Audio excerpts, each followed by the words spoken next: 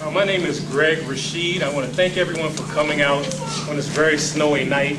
I run the Greater Park Hill Neighborhood Association, and the president of our association, I'm not going to mention her name because she'll get on me. You might. This is one of our board members, by the way. Don't tell her what I'm about to say, but anytime it snows like this, she cancels our meeting. So I'm happy to know there's a hardy group of folk here who will come out in snow and listen to us talk about the issues and all. Like I said, my name is Greg Rasheed, and I actually wish there was more light rail services in District 8 during my running for District 8 candidacy city council, because my feet are hurting. I can show you the holes on it because I've been going door to door everywhere in this district trying to get folks to know me and know about my candidacy.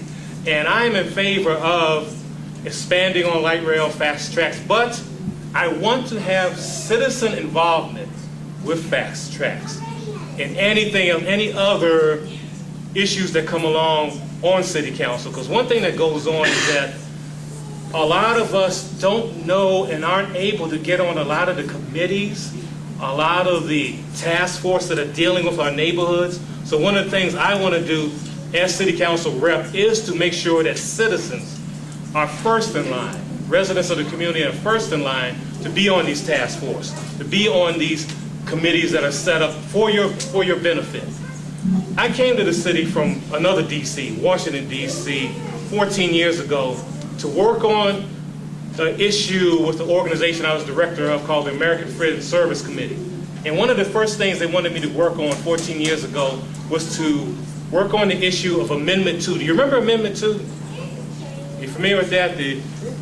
Basically the anti-gay and lesbian amendment. And that's one of the first things I worked on when I came to the city back in 1993. And by 3 years later, we were able to overturn that.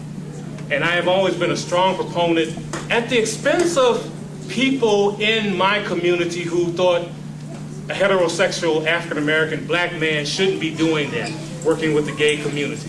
I have risked myself because I believe in the issue. Just a couple of years ago, when the kid that was murdered up in Idaho, Matthew Shepard, you may remember that, Wyoming, was murdered back in '97. I organized, along with some other folks, a hate crime rally at Civic Center Park. And that was my last thing I did with the American Friends Service Committee as director of that organization. Just 2 months ago, I hosted a program. I have a sports show I do from time to time, a progressive sports show on KGNU in Boulder. And my show 2 months ago was on the issue of gays in sports. And we had a stimulating conversation about the fact of this guy you may know, Tim Hardaway, coming out and saying that he didn't like gays. And so I had a reporter come on there, and we just talked about the issue. And I have always been a strong proponent of human rights for everyone. And that includes on the immigration issue. I have worked on that issue over the years. In fact, if I was to take my shirt off right now and show you my t-shirt, what I have on here is a t-shirt that says, "A job should not keep you in poverty." And I deal with a lot of people who have jobs, 2-3 jobs, who come to my organization, Greater Park Hill Community Inc., and we have a food bank in there, and they still have to come to a food bank. They're working 2-3 jobs a day. And many of these folks are immigrants, people who the Tom Tancredos of the world hate, who come to the city just looking for work. That's all they are, looking for work. And I should say also, I worked on, in the faith-based community last fall, on Amendment 42, which was to bring the minimum wage up just $1.85 in the state. It hadn't been raised in over 10 years. And I caught a lot of flack at that time from many organizations, many people who supposedly were on my side because they were in opposition to the fact that that would bring more immigrants to this state. And that made no sense to me. So I'm a proponent I support the rights of our folks from Mexico coming here and also immigrants from other countries. Because we tend to forget there are a lot of Canadians here, a lot of folks from Haiti, a little bit of everywhere. But for some reason, basically racism, people want to concentrate only on the Mexican population, which is very unfair.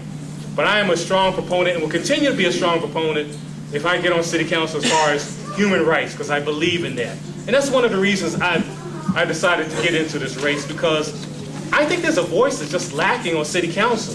Everyone gets into budgetary issues. They forget about the rights of people. You know, just the citizens. I know city council people, I'm not going to name names, who don't know their neighborhoods. I can mention something in a neighborhood in Park Hill, anywhere, and they won't even know won't even know the place. So if I get on city council, I'm going to be working one-on-one with our citizens in the community, because when I say I'm going to do something, I'm going to do it. You can look at my literature. I don't make false promises. I'm not a politician. I'm someone that's been sent here to work on issues that will bring justice to everyone. And that's what I'm about, justice and human rights for everyone, and making this neighborhood, this district, a safer and better place for everyone. This is the most diversified community in the state of Colorado. We got a chance to show not only the state, but the whole country what we can do. And I will talk about that more later, but I just thank you for your time. Thank you very much.